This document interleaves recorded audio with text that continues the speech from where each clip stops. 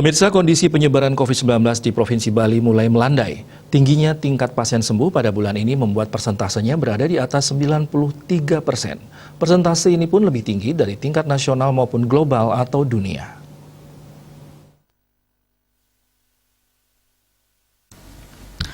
Tambahan pasien sembuh yang dilaporkan Satgas Penanganan COVID-19 Provinsi Bali pada hari ini sebanyak 137 orang.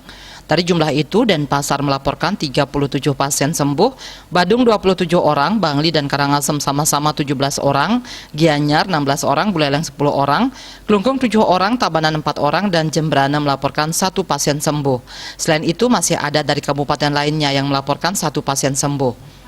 Secara total, pasien yang telah sembuh dari paparan virus corona hingga hari ini mencapai 35.880 orang atau 93,22%. Kondisi ini juga berpengaruh terhadap jumlah pasien yang masih dalam perawatan yang ditangani Satgas Penanganan COVID-19 Provinsi Bali.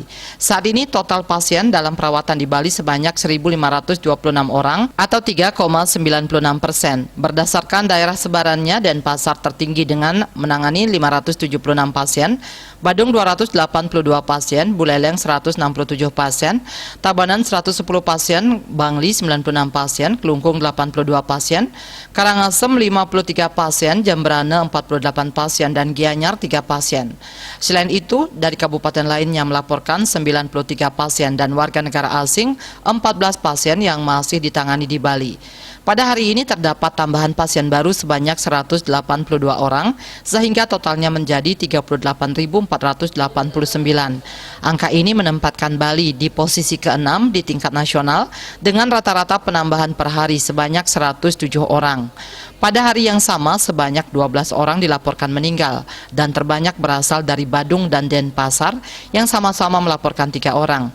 Sisanya berasal dari Tabanan, Klungkung, Karangasem, dan Buleleng. Hingga hari ini total pasien meninggal menjadi 1.083 orang atau 2,81%.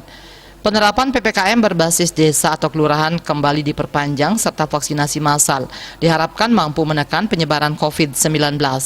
Pemprov Bali berharap masyarakat selalu disiplin melaksanakan 6M, yakni memakai masker standar dengan benar, menjaga jarak, mencuci tangan, mengurangi bepergian, meningkatkan imun, dan mentaati aturan, serta dihimbau tidak berkerumun dan membatasi kegiatan sosial sesuai aturan yang berlaku.